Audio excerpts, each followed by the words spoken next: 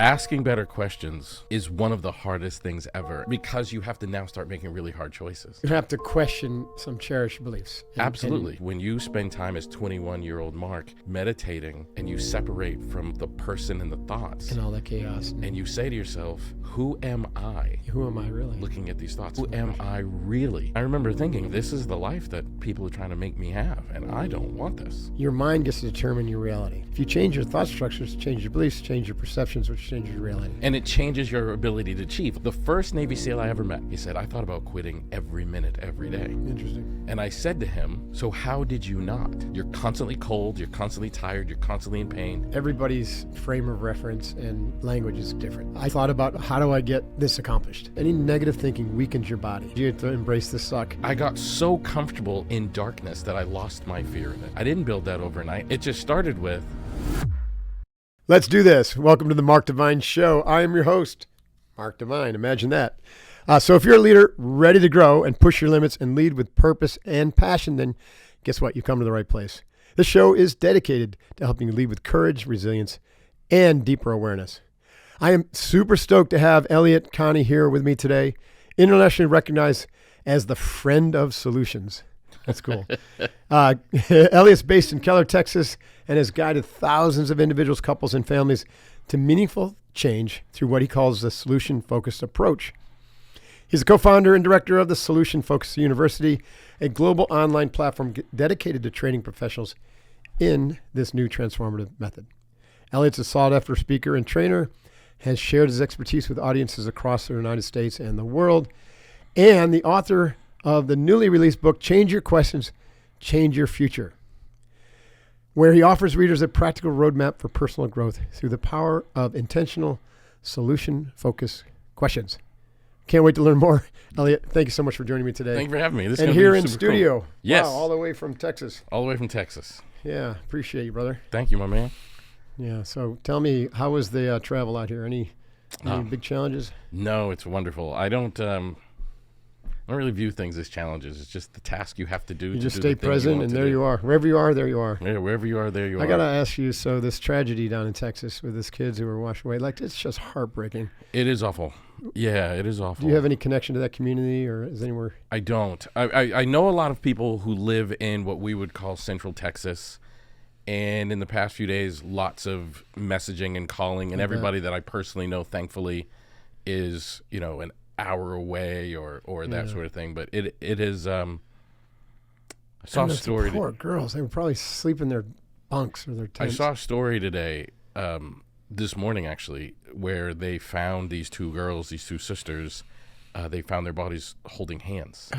Wow. And it's heartbreaking. That is heartbreaking. It's heartbreaking. Yeah.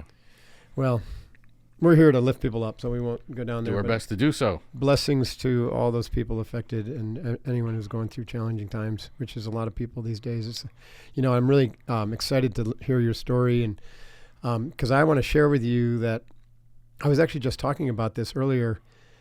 I was set out in my life to be a businessman, right? To make a lot of money in business. And I'd gotten hired by Coopers & Lybrand, which is now PricewaterhouseCoopers. I was right out of college. And they sponsored me to go to NYU Stern School of Business, where I ended up getting an MBA in finance. This is before I became a Navy SEAL.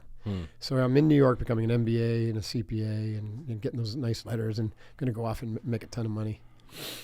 But I started to meditate because I found a martial arts program that fit my schedule. How old were you at the time? I was 21. Okay. And as we know, like neuroplasticity-wise, like your brain is still growing. 100%. Big time. Male brain. Male brains, and now they say up to 28, sometimes 27, 30. 28, yep.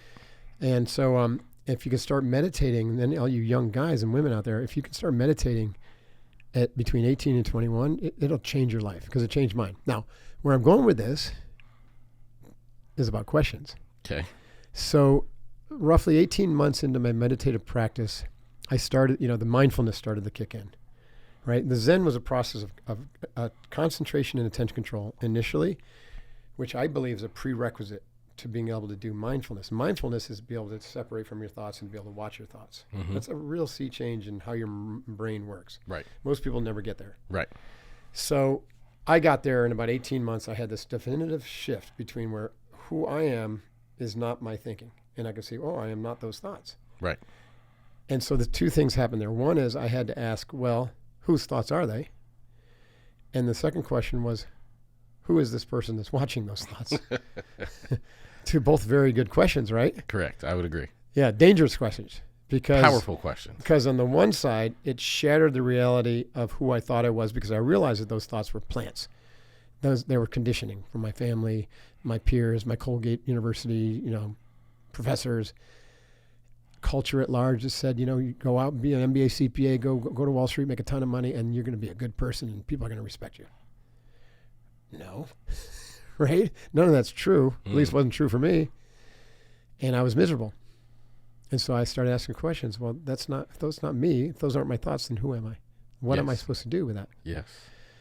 That's where I learned the power of questions, asking good questions. And I've said ever since then that the quality of your life will depend on the quality of the questions you ask. Completely agree. So how did you, tell me your story, at least in some sort of synaptic way like that got you down this path of understanding the power of questions. And I'd love to really understand more. Yeah. Well, first of all, I really appreciate that. Because I don't think people spend enough time talking to themselves. Mm-hmm. And I don't. Well, they do in the sense that they beat themselves up. Right. Yeah. But I mean, like, really engaging in themselves. And the way that this became illuminated to me was through hardship. I was born in Chicago, Illinois, and from a very, very early age, I was aware my father had significant anger issues. Mm-hmm. One of my earliest memories in my life, we had a pool table in my like dining room. It was almost like our dinner table. There was a pool table, a bumper pool Shows table. His priorities. Exactly. In this room, and I was sitting at this bumper pool table. I was probably about 3 years old. We moved from Chicago when I was 4, so this memory happened in Chicago, and just like every child, every son, I wanted to be just like my dad. Of course. And we're sitting at this table eating breakfast, and my father is holding a bowl of cereal in his left hand, the spoon in his right hand, and eating the cereal. And I look at him at 3, wanting to be just like my dad, and I pick up the bowl of cereal in my left hand and my spoon in my right hand, but my left hand is not as big as an adult hand, nor as stable. So I drop it and spilled everywhere. And that was the first time I remember being punched, like, holy cow. Like not spanked, yelled at, lectured, ridiculed, but like I was the first. Physically punched or verbally punched? Yeah, no. It was the first time I remember being like accosted, like, wow. Like, assaulted in a That's if you will. Traumatic. 4 years old. And I learned very early that I was someone in search of peace. Mm-hmm. And my home had so much fear in it and turbulence. And I mean, that was the first of many instances. That was the first time I remember such a thing happened. The last time I remember it happening was 19.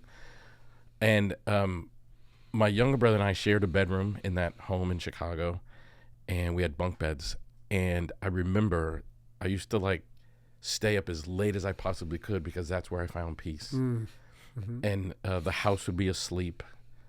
There's no social media invented yet. Right. Televisions are all off, and I would just sit and be with me.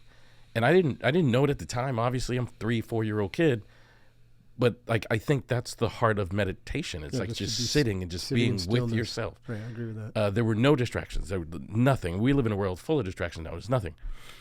And I wasn't thinking about questions at that time. I wasn't thinking about anything, but just enjoying, like, I know I'm safe. Everybody in the house is asleep. This is like ultimate peace. It's interesting. Just pause there. Yeah. I have similar experiences. My father's anger. I have a memory of him like smashing a plate full of food over my mom's head. I have similar memories. So we have so similar memories. My dad would use not his fist, but a belt. Occasionally, though, he would come up and pull it short. Right? He used the belt too. Yeah, so my dad used whatever is handy. Anyway, so I found my peace in nature. Oh wow! So we lived in upstate New York. Mm-hmm. So it's difficult to do in the inner city of Chicago, right? Yeah. But in upstate New York, we were surrounded by mountains and rolling hills. Depending on whether it's summer or winter, and so I would just get lost outside. I love that. Similar to you, I didn't try to think. I don't think it was time to not think. I love that. And so nature was my first kind of mentor. I absolutely love that. So I did not have a lot of nature available to me. Right. My first home was in Chicago. My second home in Boston. But I found my peace at night. That's cool. When it was all quiet. It was all quiet. Even in the city's even in much the city. quieter. I mean, it's still noisy a bit. Yeah, but like the noises that I experience as peaceful are like, if you live in a big city, you know this. The city just goes quiet, and the only thing happening at night are trash trucks. Yeah, I remember that from Manhattan. At night, that's when they're cleaning the city. There's like a rhythm So there. to this day, I experience that as unbelievably peaceful. Trains, I experience that as because at night, that's the only thing you can hear. And as I watched my dad from those early memories, and I kind of observed him, my father was the kind of person that was very motivated by money, professional status, and professional accomplishment. And because of those early years and my internal desire for peace, I would ask myself, like, but what outcome is he actually achieving? Like he wanted high status jobs, and he wanted to be someone who accomplished things. And quite frankly, I don't see anything wrong with that necessarily. But he looked so miserable, and he was so unhappy and very good at giving other people misery and unhappiness. And I separated financial success with like happiness from a very, very early age. And I started asking myself, what is it that I really want? And I can tell you the moment that my life changed. You have such a pressure to achieve in our society, like get these degrees. And when you graduate, find somebody, marry them, they start having kids, and you start living this life that like society pressures you to. But there was a moment where my life changed. The happiest person I've ever met, I tell people this all the time, they never believe me, but it's 100% true. Happiest person I ever met was my high school janitor. No kidding. The person who cleaned my high school. His name was Jeremiah. And we were there for 4 years, and we were a bunch of mischievous kids. We gave Jeremiah hell for 4 years. And that dude never not smiled. Like that is all he did was smile. And my senior year, we are just razzing this guy as we did for all 4 years. And he's like giving it back to us, never not smiling. I said to him, I said, how come you are always smiling? And he said, because I love my life. Now, here I am. I'm a senior in high school. This guy's a janitor. The whole world is telling you got to go become a millionaire and an actor or movie star, or pro athlete, something. And this guy's a janitor telling me I love my life. Yeah. And And you know, when I hear that, he wasn't saying, I love my profession. No. He loves life. He loves his life. He loves life. The fact that he's alive. He loves life. And I asked awesome, him, yeah. I said, why? Like, how? How do you love your life? And he said, I became a janitor because my granddaughter, however many years prior to this, my granddaughter went to school and I wanted to spend time with her. That's cool. So I became a janitor so I could clean the schools she was going to. And I realized through that process that I'm a very important part of this education process. Because of me, you kids get to come to a clean school. Right. And I take a lot of pride in that. And I like contributing to your education. It was no longer about my grandmother. It was about your educational experience. And no one notices and no one even cares. But I know you get to come to school in a clean environment. I'm getting goosebumps right now even as I talk about it. And I left that conversation thinking, like, I want that. Like, he didn't choose this job because it pays well. He didn't choose this job because he gets a corner office. He doesn't get this job because he's going to get all the ladies. He chose this job because of something inside of him and then he stuck in the job because it became bigger than himself. And I remember I was, 16, 17 at the time. And I said, I want that. Like, I want that. And it carried a lot of weight for me because I was getting a lot of pressure from my family. When you go to college, you got to major in something that's going to make you money. But because of Jeremiah, I would ask myself, what's my janitor? What's the thing? And I realized I wanted to help people. I'd been through such a tumultuous childhood, and I thought if I could spend my life helping people, then it gives the pain that I'd been through some sort of a purpose. And I went to school and majored in psychology, and it was, I got a lot of pushback from my family, my dad. You're not going to make any money doing that, and all those sorts of things. But to me, it was so critical to spend that time learning to ask myself different questions to what my friends were asking themselves. And the first question I asked myself, it was really meaningful, was like, what's my janitor? Like, what's the thing that would be that for me? And that's like, you can do anything if you have a bigger why behind it. 100%. Right? It doesn't matter. 100%. Yes. And you can even be homeless and have a big why behind it. Yeah. You can do. I think some of the most spiritually advanced people, this is not like this is a real generalization, but some of the most spiritually advanced or aware people are in the lowliest of professions, or are even without profession. I think it's true because they're not seeking that external validation. Yeah, like the pursuit of what's really important in life actually should be detached from finance. Completely detached, yeah. And the happiest people in our culture doesn't do a good job of that. No, right? it's terrible. It's economic slavery, basically. So you have to tie everything to finances. It's terrible, but to your point, like the people that I meet that have the most peace and joy, some of them are incredibly wealthy and some of them not, but they all made a choice. Like I was in South Africa a few years ago. I get to travel around a lot because of my speaking, and I was in South Africa and I went on a safari. And, you're in South Africa, you hear a lot of people with, obviously, South African accents. Mm-hmm. And I hear this American accent from a person working there. And I said, how long have you been in South Africa? And this person said, like 9 years. I've been here for 9 years. I said, what brought you here? He said, I came to South Africa on a vacation. I came to the safari on a vacation. And I knew this is where I'm supposed to be. No kidding. I quit my job, sold everything I owned. And I now work as like a guide at this safari land. That's cool. But you can look in their eyes, like there's a level of like peace that a bank account is never going to provide, or how white the picket fence is you have around your house is never going to provide. Like there was a thing he had because he had learned to detach financial success or status from what the really, really important stuff is. Mm-hmm. And I think that's the purpose of life. A lot of people don't have that epiphany like your friend in South Africa, or the janitor, and so they lead those lives of quiet desperation, right? That Thoreau talked about, because they feel trapped. Right? They feel trapped, and culture is kind of keeping them trapped because it's not easy to leave a job or profession you've invested 20 or 30 years in, especially if you got a family, kids, and mortgages. Absolutely true. So, how can asking better questions help someone if they feel that stuck? Asking better questions is one of the hardest things ever, and it makes your life harder because you have to now start making really hard choices. Right. Like the moment you have to question some cherished beliefs. Absolutely. And subconscious programming. Absolutely. Right? When I'm getting pressured to go to college by my parents and my father specifically, not so much my mom, about majoring in a particular thing, and I take the time to ask myself, what's my janitor? Which is truly what 17-year-old Elliott was asking himself. That leads to me majoring in psychology. I'm now in conflict with what the system was trying to push me to do. Right. So asking yourself really hard questions will put you in conflict at times. And sometimes, imagine if you're asking yourself these really hard questions, not when you're 17, but when you're 37. Mm-hmm. And now you've gotten a job, and you've gotten a wife, and you've gotten two kids, and you're realizing, like, this is I'm stuck, and I don't want to live the rest of my life miserable.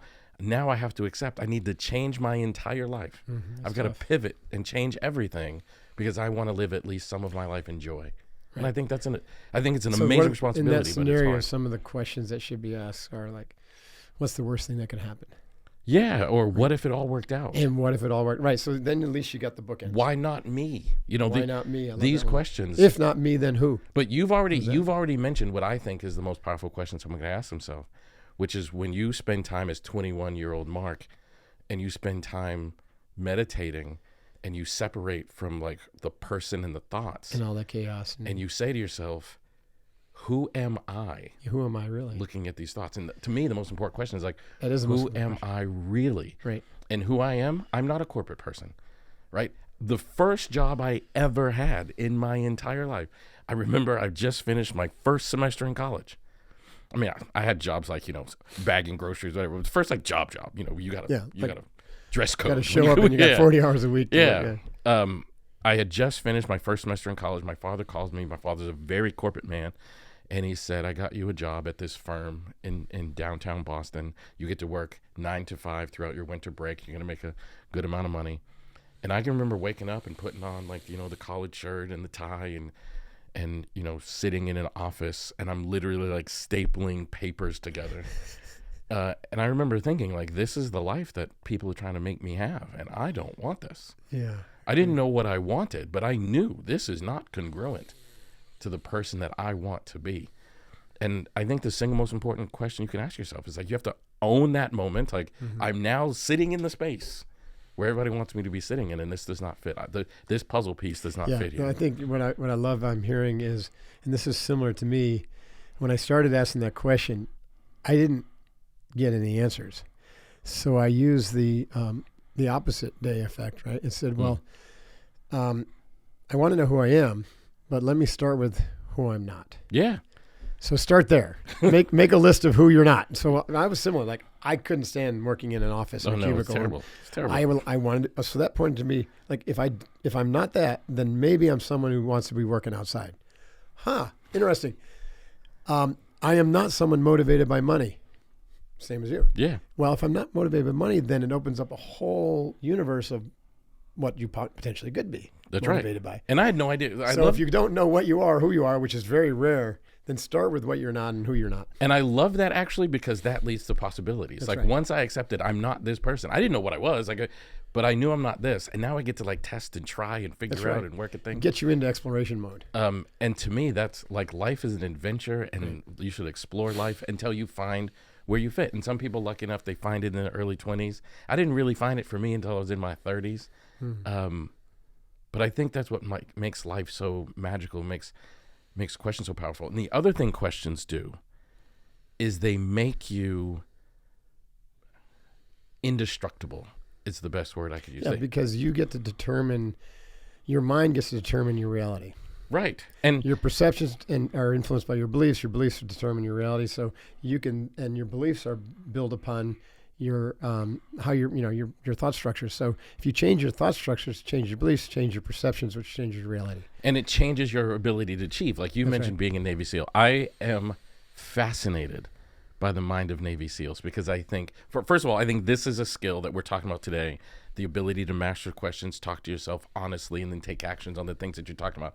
These are powerful concepts. Yeah. I think they're highly demonstratable in the SEAL community. Definitely. What's the because failure? It's a high risk environment. Right. So for people who don't know, what's the BUD/S failure rate? Do you know what it is? 90%. 90%. It's a roughly. 10% pass rate, right?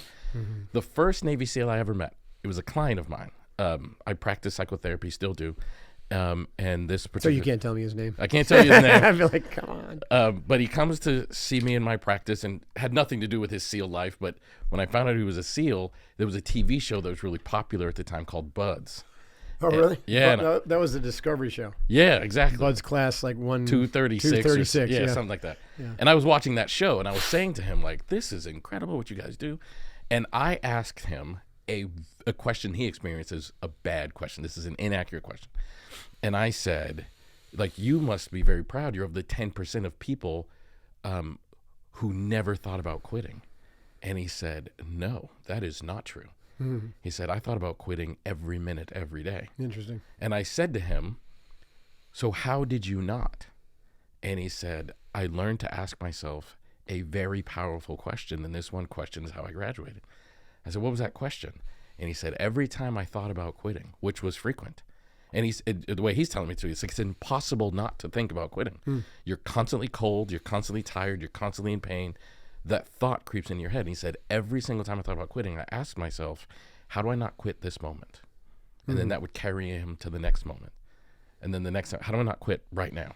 Yeah. And he said, before I knew it, I was just, how do I not quit right nowing myself through the journey? And That's interesting. I was like, holy cow. But like, and so I love what you're saying. Everybody's frame of reference and language is different. Because I disagree with what he said. It's very easy to not think about quitting. What did you think about instead? I just thought about how do I get this accomplished, right? So we broke it down into the small. We talked about this before the podcast. Into the smallest arc, and I taught my team this, like the smallest arc to succeed. When they said go do this evolution, everyone was like, okay, I'm going to go do this evolution. The evolution might be 3 or 4 hours long, or half a day, or overnight. And but I said, no, we don't just go do this evolution, right? And we're not just going to get in our boat and paddle around the island, right? We're going to sit here and we're going to talk about what does success look like. And then we're going to say, do we need any planning? Well, maybe we need some water, right? Maybe we need some prep work. Maybe we need to talk about changing positions up and who's leading at what time, right? And all of this can happen really quickly while everyone else just rushes off Right. to basically potential disaster. I said, first step is to do some planning. Then the next step is to get our boat in the water and through the surf zone. Because if we don't get through the surf zone, then we're game over. And then the next step is let's row our itty bitty ship, IBS, 1 mile and see how we're doing, right? So I had taught myself, and this is through the meditative practice, to never let any negative conditioning, negative talk, because I knew negative talk to include, hey, talk about quitting, weakens your body. I learned that through martial arts. Any negative thinking weakens your body. And I couldn't afford to have my body weakened. I needed to keep it strong. And so positive thinking, positive mindset keeps your body strong. Agreed. And so I taught that to my team. So we're going to stay positive. We're going to say positive things to each other. We're going to be reinforce each other. So Quickest way to positive feelings in yourself is to be positive to someone else. I have a question for you, but I want to point out a question you ask yourself that I think these are the things, when you ask yourself these kind of questions, you become significantly more, noticeably more powerful. Right. Like the question you said I would start with is like, what does success look like? Right. And to me, that's unbelievable power. That's a powerful one for everyone. Think about business leaders. Like, how 100%. often do they charge into a project or initiative and they don't have a vision for what success looks like, nor are they able to share it with their team then? I would go a step further and say they actually do have a vision of what failure looks like. Yeah, probably. And they're actually so aware of what failure looks like, they're trying to avoid it. Yeah, so spend more time avoiding failure than chasing success. Yeah, and that's reaction versus action. So they're When you start from the premise of what does success look like, then you start working towards that. Towards success. And Instead of towards avoiding success failure. versus avoiding failure is a much more powerful thing. But the That's question cool. I want to ask you is when you are, because I'm so fascinated by this, because I think this is stuff that business leaders, teachers, coaches, moms, dads, like everyone should learn this stuff. Most people, when they are uncomfortable, try to solve the uncomfort and make themselves more That's comfortable. right. They're moving away from pain toward pleasure, away from discomfort toward something that's more comfortable. And the problem with that, Elliott, is the comfort zone is also an entrapment zone. Oh, dang. I'm 61-year-old now, but I can put in physical workouts in a daily schedule that crushes guys half my age. And I plan to keep doing that for decades more. If you want a lifestyle that defies your age, a great place to start is to add Qualia Senolytic to your wellness routine. I have, and I think it's amazing. Qualia Senolytic does something that science didn't know was possible until 2015. You see, as you get older, your body accumulates something called senescent cells or zombie cells. They no longer do their job, but they linger around wasting energy and sucking up valuable nutrition. And the older we get, the more of these things accumulate. That leads to many of our aging challenges: slow recovery, low energy, inflammation, joint discomfort, basically just feeling. In 2015, scientists at Scripps and Mayo Clinic discovered a natural plant-derived ingredient that helps your body eliminate these senescent cells. Qualia Senolytic combines 9 of those game-changing ingredients into a simple supplement. And the difference Qualia Senolytic has made for my own aging process has been incredible. I'm living a lifestyle of someone half my age. And part of that is by keeping my senescent cells to a minimum, so my energy and vitality can stay through the roof. So if you want to feel in your prime way longer than you thought possible, try Qualia Senolytic for up to 50% off now. Go to qualialife.com/divine15. Again, Qualia Life, QUALIALIFE.com/divine15, DIVINE15. And use that code divine15 at checkout for an extra 15% off. Qualia is backing their products with a 100-day money-back guarantee. I know the owners of this company. They're phenomenal. This product is phenomenal, as are all their products. So again, Qualia Senolytic, get it to age better. Go to qualialife.com, divine15. Use the code divine15 for an extra 50% off on top of the 50, and also to help feel in your prime for years to come. Hoo-yah, right? 100% true. And so you got to get comfortable with being uncomfortable, right? Which means you have to embrace the suck.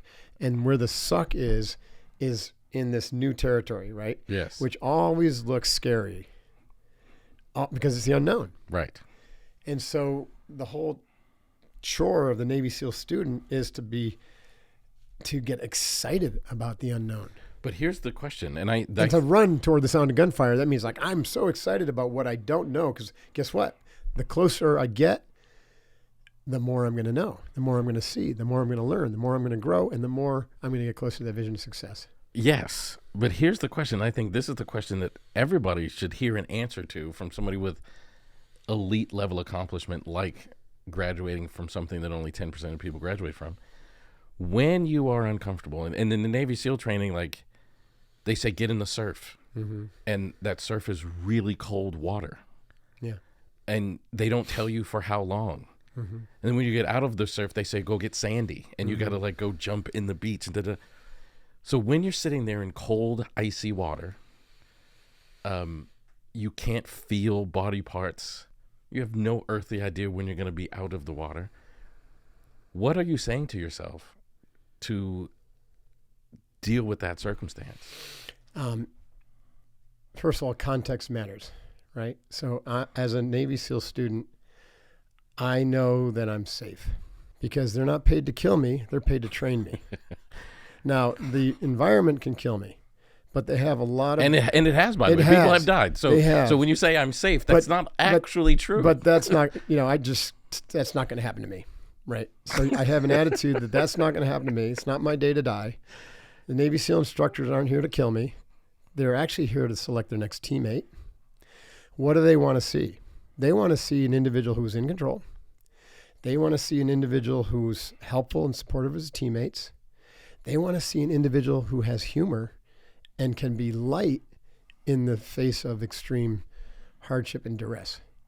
So I said, okay, if they want to see me in control, how do I stay in control? I breathe. I talk to myself positively. I got this. Easy day. Piece of cake, just 5 more minutes. There's the micro goals. There's 3. We call them actually the big 4 skills. It's a funny thing. Breath control maintains arousal control. Physiologically, you can stay in control. I'm in the water, breathing slowly through my nose or box breathing.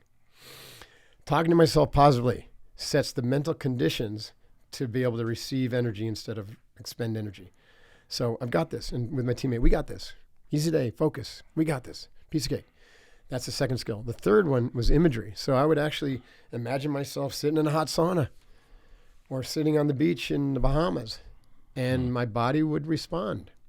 Where the mind leads, the body follows. Where the body leads, the mind will follow. So if you let your body lead it into cold, your mind will get cold or think you're cold. But if you take control of your body with your mind and you think that you're warm and you're sending all those warming signals to your body, then it's going to feel warmer. The experience is going to be warmer. True.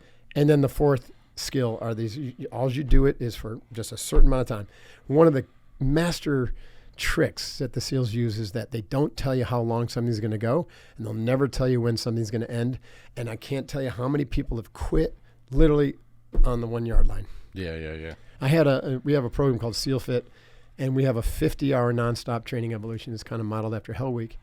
And one time we got to hour 49, like 30. And I got the class together, and I acted all like, they've totally screwed up. They're the worst class ever. We're going to go for another 6 hours. The 50 hours was just a guideline. And literally this one guy just freaking threw his stuff down and walked out of the formation. And I looked at him. I said, really? He goes, yeah, I can't do anymore. Then I looked at the class and said, congratulations, class. You are secured. The guy quit because he didn't know that I was joking, right? Right. But the universe is a jokester, right? How many people have given up and suddenly the sun comes out? Or suddenly the veil lifts and the crisis doesn't look as bad or stops. So for anybody, just do it one chunk at a time. Just if you're suffering physically, just make it to the next meal. But there's some comfort there. Or, find a way to get some rest. But one of the reasons I think this is so fascinating and so important, quite frankly, is, well, for example, like, so you just said these big 4 things, and you're sitting in the water, freezing cold, but how? Like, those are the 4 things, but how do you train them? Okay. Okay, so listening to a podcast, and now you're sitting in the freezing cold ocean, and you're going to be thinking, what was it that Commander Devine said? Breathe. Breathe. It's not going to do you much good. And so probably the biggest innovation that we did at SEAL Fit was we training these athletes, many of whom became Navy SEALs. And the ones we trained had a 90% success rate. And I believe it's because of these 4 skills. And what we did is we turned them into daily practices. And so you train breath control every day in your morning. And we used to train it before a workout and after a workout. And then we have them train again in the afternoon and the evening. And I would work with these guys for 30 days. Sometimes I had a troop of like 15 interns. would live with us some live and some just local, train with us for over a year. And everyone who did that became a Navy SEAL, and they were thriving. 90% success rate. So you train these skills. You have to train your mind to be positive and eradicate the negative. And in the moment under pressure, you notice how your mind always veers toward the I can't instead of I will. And so you train visualization too. It's a skill that most people don't really have unless you're an elite athlete. No, that's true. Train that. That's true. And why I think this is so important, like, so we're sitting here talking about this in the Navy SEAL context, but I think that is equally true in the day-to-day life totally of agree. every single person. I think it's the next frontier of personal and leadership development, especially as AI comes online and starting to eat the world. Right? All these skills that everyone's being trained for and conditioned for suddenly aren't serving them. And so what are the skills that are going to help humans be human in the age of AI? But think about the applications of that. Like if I wake up tomorrow, I'm not a Navy SEAL, I'm just a psychotherapist. If I wake up tomorrow and the first thought I have is, what does success look like today? Success looks today like, for me, eating the proper things. Getting the exercise. Right. Like that's what success looks like today. Or if I'm someone who's struggling with an alcohol problem, like success looks today like not drinking this morning. Right. Like I'll worry about this afternoon.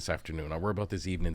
But the first step of success is like, what does it look like this morning? And I don't think enough people, A, ask themselves what success looks like. B, I don't think they ask themselves the questions that help them chunk out their life, to use your phrase. Yeah. And we try to like lose 100 pounds today. Well, you can't do that. Yeah. But you can eat a salad. That's right. This morning. You can just move your body and eat a little bit better. Yeah. And guess what? You show up tomorrow, move your body, eat a little bit better. Right. And so when I and asked, do that for a year, and the 100 pounds is gone. It's gone. And when I asked you in a very meaningful question, like, how do you do that? I loved your answer and kind of knew it would be somewhere along that line, which is you have to train yourself to do that. Right. So imagine training yourself just to be more positive. Like that, if you don't do anything else, I just train myself to be more positive. Instead of being fear aware, right. I will be outcome aware. Right. Instead of being goal oriented, I will be task oriented. Like just do this thing. Like my first task, there were times in my life I was so depressed. And I often tell people that to me, trauma was a bit of a gift. There were times in my life. It provides a massive contrast to what. Yeah. And it could be. I got so comfortable in darkness that I lost my fear of it.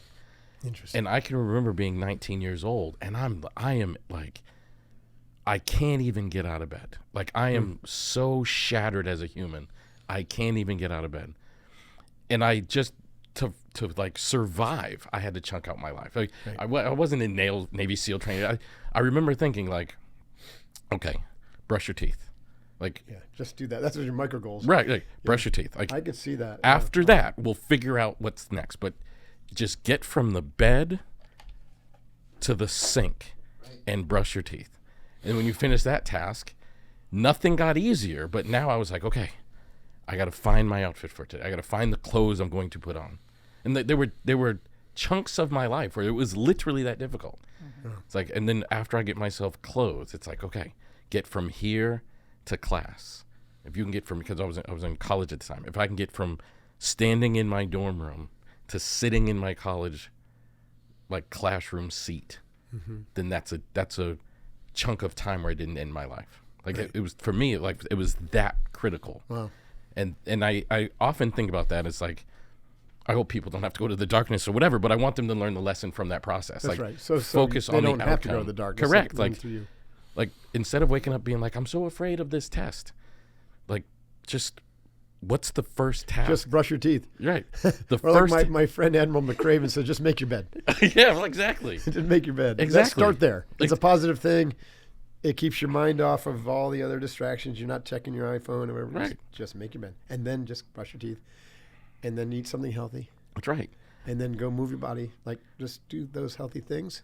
That's right. And turn them into habits. And at some point, if you've got a test you have to pass it, it starts with brushing your teeth, but at some point you have to sit and study. Right. Or if you've got a business you're going to build, like I've built a massive business. I have a very, very large psychotherapy training business. I didn't build that overnight. And to be honest with you, I didn't build it on purpose. And every day started with brushing your teeth. Every day started with brushing my teeth and finding what I'm going to wear. Right.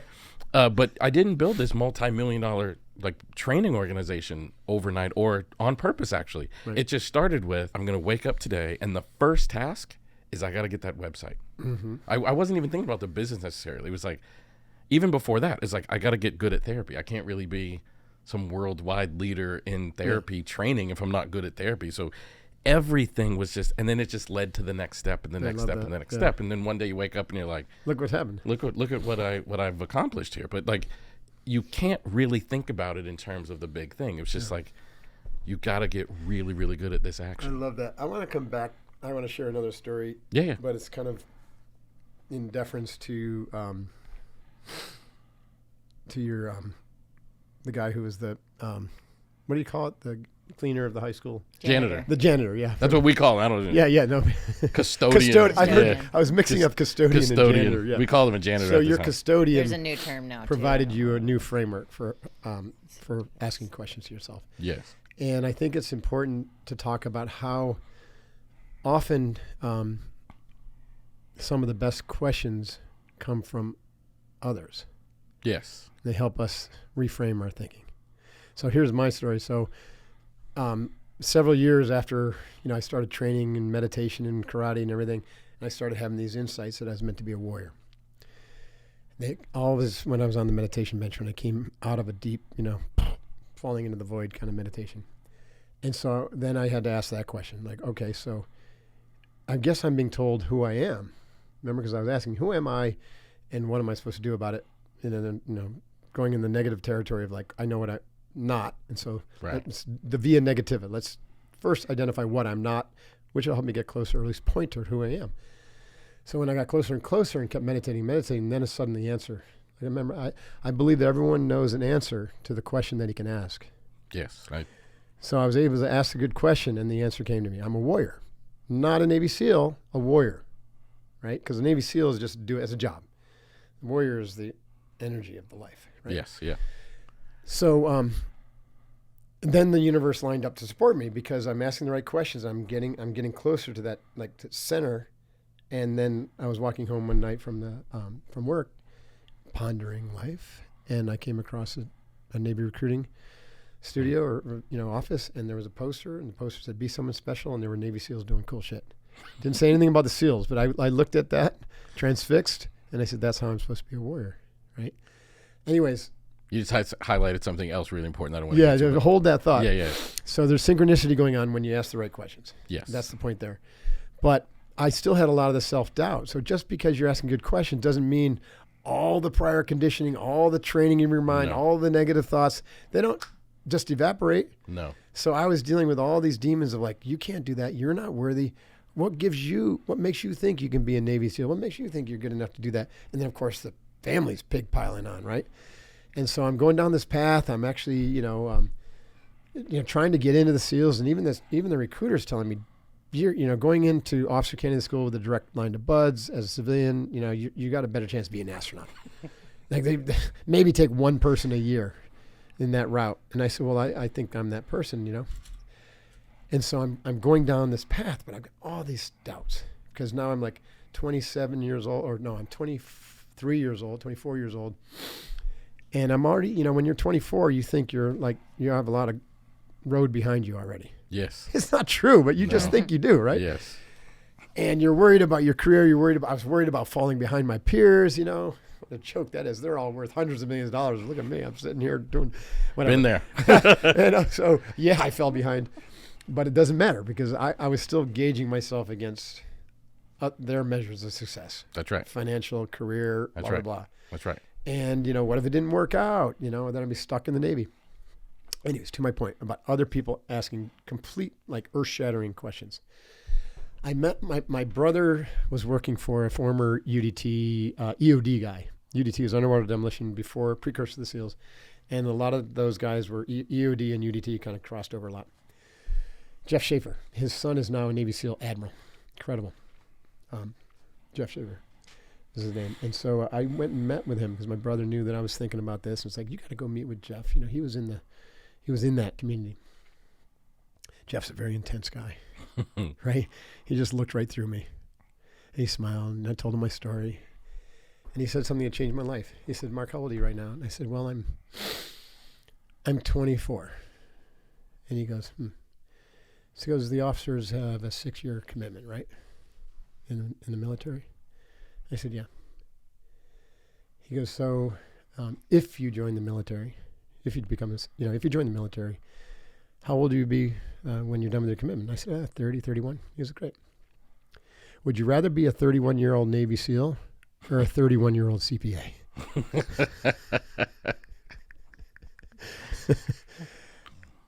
And I looked. I knew it right away what he was saying. He said, "You'll never be a 31-year-old Navy SEAL if you don't try." That's right. That's absolutely true.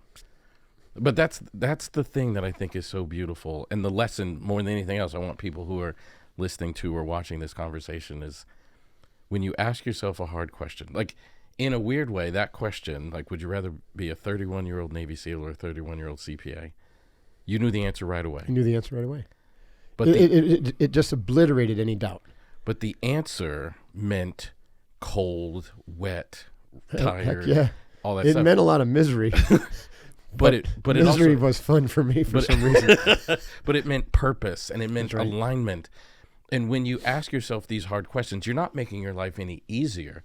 No. You're just giving your life massive value. Right. But again, how we frame words are just pointers. Yes. Right. And so you could use words like misery and hard for Navy SEAL training. And I chose to use words like fun and adventurous. But see, I would. And playful. Like, it was fun. And were there times where I was cold? Yeah, that was part of the fun. Were there times where, I'm serious. A word is just a word. It doesn't capture the experience. I think it's true. I'm not crazy enough. If you're in alignment with your purpose, like if you are fulfilling your purpose, it doesn't matter how hard it is. There's a Nietzsche quote that says, "He who knows why can withstand anyhow." That's right. I love that quote. And that's kind of what we're saying here. It's like when you ask yourself these hard questions and get in alignment with who you're trying to become, the world will align with you. That's right. And you'll meet the people. That's right. The mentors will find you. They'll show up. The collaborators will find you. The opportunities will find you. Like I genuinely think I was supposed to be a psychotherapist. And that doesn't mean the journey was hard. I mean, the journey was easy. But I so love what you're saying now. I'm not crazy enough to call the stuff you did fun. But I often refer. You calling me crazy? Yes. I often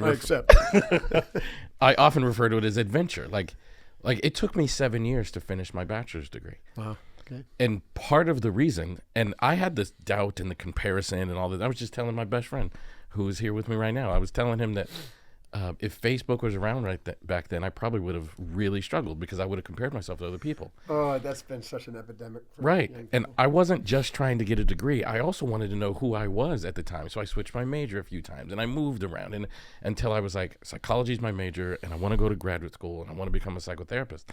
And I think too many people, they become what the world is asking them to become without asking themselves the very basic, simple question, who am I? Because once you ask yourself that question, you answer it authentically, the world will start aligning to help you be who you are. And there will be riches along the way, either financial or otherwise. But like positive things happen to you when you're doing anything you're supposed to do. But I think along that, I'd like to shed some, or go deeper on that. Riches may come, right? But they may not.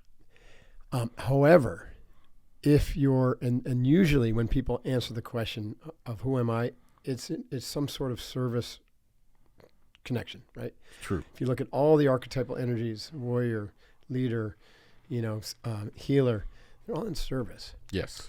And so as you get into the pursuit of the who am I question, then it turns into a profession. And you develop expertise in this profession, psychotherapy, right? Right. Navy SEAL, teacher of Navy SEALs and then of corporate leaders. And so you're able to serve more people. And because you're able to serve more people authentically, the riches then come. And when I say riches, I don't just mean financial. Yeah, of course. It just, I mean, the meaningful stuff comes towards you. And by the way, we need to have, especially in our society, especially in this country, we need to have a bigger idea of what riches is. Totally agree. Do you know, and financial riches, do you know globally what the top 1% finances, like how much money you need to make to be in the top 1% financially in the world? Oh man, top 1%. Top 1% in the It's world. not If that much. you make this No, it's number, probably like $250,000. it's $36,000 Yeah, it's way a less. year. 36,000. If you make $36,000 You're in the a top year, 1% globally. globally, you are in the top 1% of financial achievement globally. Wow. That's $36,000 a year. That's all it is. Yeah, because wealth is like a pair of shoes, shelter, Yeah, like clean drinking water. The average food. American is the wealthiest person in the world. And The poorest American is the wealthiest person. yeah, in the world. but and if you think Or the about it, wealthiest on average. You know what I mean? if you think about it, when I wake up every day, You got it. when I wake up every day, and of course we have financial needs, we got to pay bills and all that kind of stuff. But like, when I woke up today, I'm traveling currently with my very best friend, and we're teaching this thing that we've become well known for doing, this psychotherapy approach that we're talking about today. And I'm just excited to like hang out with him. I didn't wake up today thinking like, how could I make another dollar or whatever? Right. Like, those are the meaningful things. And I think the only way you can learn that is by asking yourself questions like, what means something to me? Right. And even if it is money, it's got to be money with a purpose. Like, what do you want to do with that money? Who do you want to help with that money? Whose life do you want to change with Yeah, that because money? money could really corrupt and I think it does. cause a lot of hardship and complexity in life, I think it especially does. when people hoard it. I think it does. So money, I liken it to a river. So if you earn money and you hoard it and fence it off, then it becomes like a stagnant pond, right?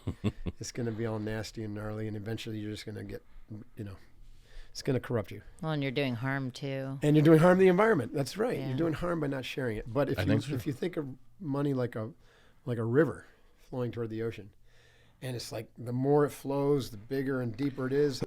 That's abundance, but it's always flowing. It means it's got to flow through you That's right. to causes, to other people, to your business, to whatever in service. And the more you give, the more you receive. And it's a flowing river, and it's much healthier. It's But I think that's another like such an important question that people need to ask themselves is like, but why? Like, I think all of it. I believe it is better to be rich than poor. Like, I that's not You can do more good with it, right. That's as not. long as you're not hoarding. But how many people we know, like, yeah, having more money is better than having less money, but we don't think about, but what do I want to do with this money? Right. What do I want to do with this money for myself, for my family, for my community, for the earth? Like, we don't think about, like, what I'm going to do. We just hoard it. And then we put it in bank accounts. We don't touch it, and we leave it there for interest rate, whatever. But, like, there are ways you can send that money out into the world, have it do really good stuff, and then it comes back bigger. Yeah. I think we have a Bitcoin link on our website. That's one way. very funny. Just kidding, but we should put one there. I have. So your book, Change Your Questions, Change Your Future. Tell Yes. us a little bit about like the structure and how do you guide people along a journey in the book? Yeah, like my co-author and I, Dr. Adam Frower, we wanted people. It's hard to explain, but we hard to explain like the self-help book thing. We wanted to do it differently because I wanted to impact. I wanted to write a book that the 21-year-old Mark would read and change the way that Mark talked to himself. That's cool. Yeah. I wanted to write a book that would cause people who were on their way to getting an MBA and being a CPA to pause and ask themselves, like, who am I really? What do I really want to achieve? Do I actually want to become a CPA, or is that just because my mom and dad told me that was a safe job? Or, like, you were, I believe, right, like this archetype of warrior, you were that a long time before that. So there was an opportunity for a warrior to be a CPA but something interrupted that. So we wrote a book that takes you on a personal journey of me and my co-author, and we talked about our personal lives and experiences and what causes you to make the choices that you make and what caused us to do the things that we do. And every single chapter like builds on a new way and a new way of talking. The type of therapy we do is called solution-focused brief therapy, and it's been around since the late 1970s. Solution-focused brief Therapy, brief yeah. therapy, yeah. It's been around since the late 1970s. And we have evolved it a bit, and we call what we do the diamond approach. So we took, and the diamond is like a different points and the different questions you ask yourself at different points of a Interesting. conversation. Yeah, that's important. So we took people through a conversation they could have with themselves about really meaningful questions. And the hope is you get to the end of the book and you're like, I know who I am, I know what I want, and I've built my resilience to deal with the difficulties I might face along the journey to getting that thing that I want. That's awesome. So you obviously apply this in your personal life. Yes. You're solution focused. Yes. We have a lot of challenges in the world. People are really scared right now. Yes. Like AI, whatever their boogeyman is. Hmm. How can we apply this thinking to when someone's like overwhelmed that AI is going to eat the world, or become sentient and enslave humanity, or that Donald Trump's the most evil person in the world, right? Or whatever. Like, everyone is so distracted and so scared, Yeah. which means they're mentally really prone to anxiety, depression, and unhappiness. So I guess my question is, how do we help people be more optimistic about the future? By helping them focus on who they want to become. Because if I focus on, so I'll answer that question by telling a story. And it's a story that most people are probably familiar with, but I want to use it as an example. So most people listening probably remember the company Blockbuster Video. I totally remember them, yeah. Blockbuster Video used to be on every single corner in every single city and town in America. And when the guys who invented Netflix developed the software to do what Netflix was First, originally Netflix did mail DVDs, right? mail DVDs. Yeah. And they went to Blockbuster and they said, we will sell our company to you for, Right. I think it was $10 million. It was a small amount, yeah, right? $10 million. And Blockbuster turned it down because they viewed themselves as a movie rental company. Right. And the biggest revenue they got actually wasn't from the movie rentals, it was from the late fees. Wow. But because you viewed yourself as a movie rental company, you are now susceptible to, when the world changed, movie rentals go away. Right. Who are you? Yeah. Right. So if I view myself as a psychotherapist, then I'm going to be very afraid, because what if AI can do therapy better than me? That's right. But if I view myself as a human healer, then I'm going to evolve with the times, because will AI take away this specific job or that specific job? Likely, but there will be other jobs that pop up that we can't even see now. That's right. Like 20 years ago, you couldn't see code writer, right? 20 years ago, you couldn't see the things that we see now. Influencer. Right. Like, 25 years ago, when I was in college, Podcaster. the idea that I'd be sitting on a podcast, it doesn't exist. So what we have to remember is, like, I'm just going to focus on the outcome that I want to achieve, and know that I'm agile, and know that as other things go away, other things will pop up, and those things become available to me. That's right. I think we worry so much about the specifics. Yeah, the doing instead of the being. Exactly. I mean, I am grateful, I mentioned this earlier, that I had the insight that I was a warrior and not a Navy SEAL. The Navy SEAL was something Exactly I right. did, because if I thought, well, I'm a Navy SEAL, or if I set my sight at being a Navy SEAL admiral, we wouldn't be having this conversation. I'd be a Navy SEAL admiral. Right. And I had that opportunity to keep going that path, and I said, no, that's not who I am. Right. Right. And that will hold me back from who I am, because, that's a full-time, that's a big commitment. So the question about who am I and your Blockbuster story is so powerful, because if you can articulate it and capture it, then it's like a container that contains an infinite number of possibilities. That's right. Because it's how you're meant to serve, not what you're meant to do. That's 100% right. It's more the essence too. It's the essence. It's It's the essential nature. Yeah, the of who you essential are. nature of who you are. Yeah. So It's it's like the being. vibrational. It's like component. the Eastern concept of Dharma. Mm-hmm. It's your calling. And I liked what you said about like agility or adaptability, agility and resilience as being a huge part of facing time. our fears. But in it's society. also, And those are skills that need to develop today, big time. 'Cause by everybody. And everybody. I know people who are moms, and I'm in my 40s now, almost in my 50s, and a lot of my friends have children that are like graduating or going off to college. And I'm thinking of a real close friend of mine and his wife, and they both feel kind of like we're not going to be parents anymore. I'm like, yeah, you are. It's just different it stage just of it becomes different. I still call my mom. Right. It's just because, like, your children are going off to college and they're doing things, but you are still their parent and still necessary to them. That's right. You don't have to change their diaper anymore, but you're going to have to do other things through the life cycle. And I think we just get so focused on, like, the kids aren't in the house, so I'm not feeding them, so thus I'm not their mom or dad. Mm-hmm. And it's like, no, you're evolving with the needs that they have in different times. and that's what's happening in the with world. them as your source of sense of self or Yeah, meaning, right? exactly.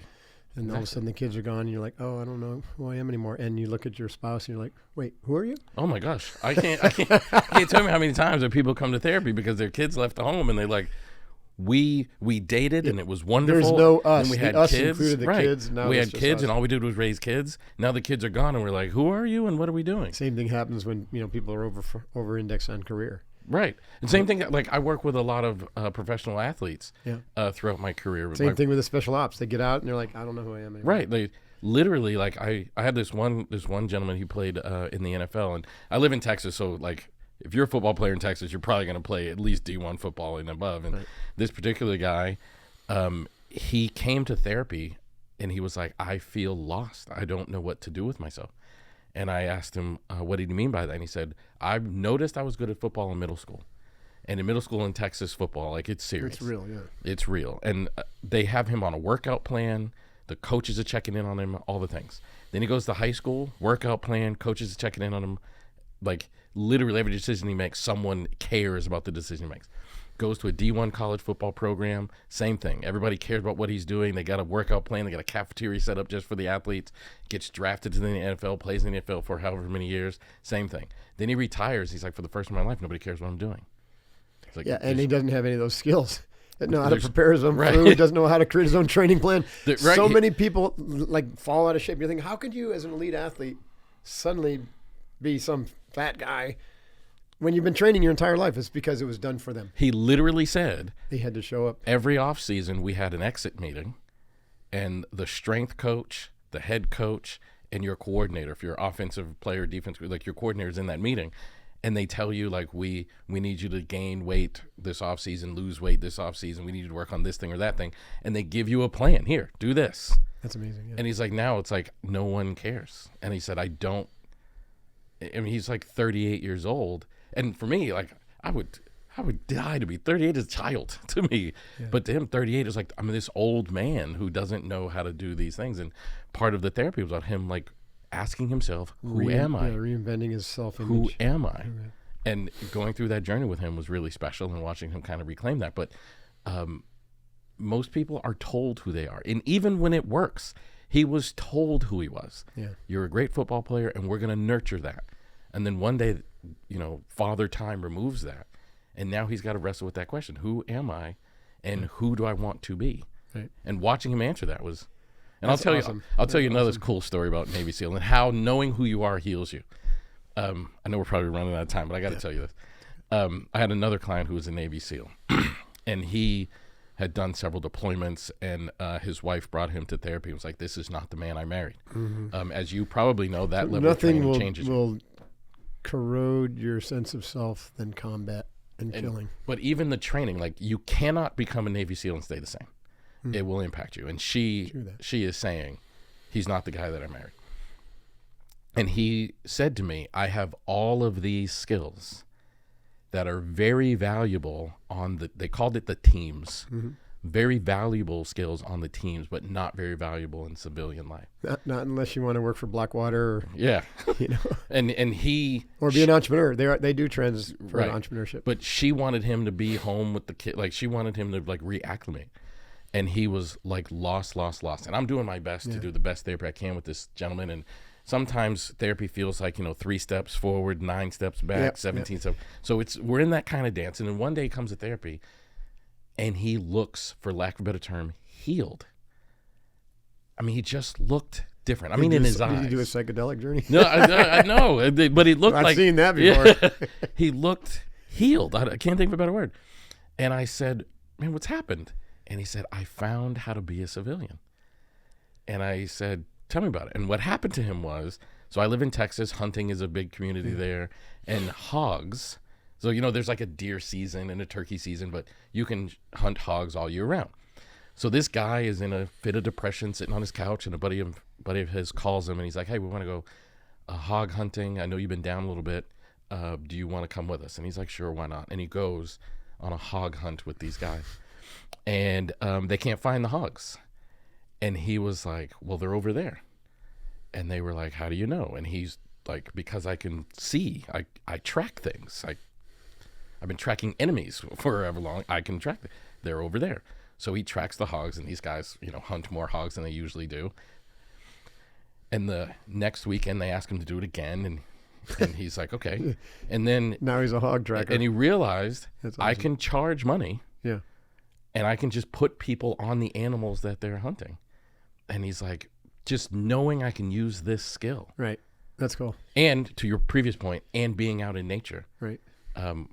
He had enough attributes of his team life and then he could reconstruct his purpose from there. And not only that, but I think what a lot of people don't always understand about this team life is, like, when you ask Navy SEALs, it's always about the guy next to them. It's always about the team. Yeah. Constantly.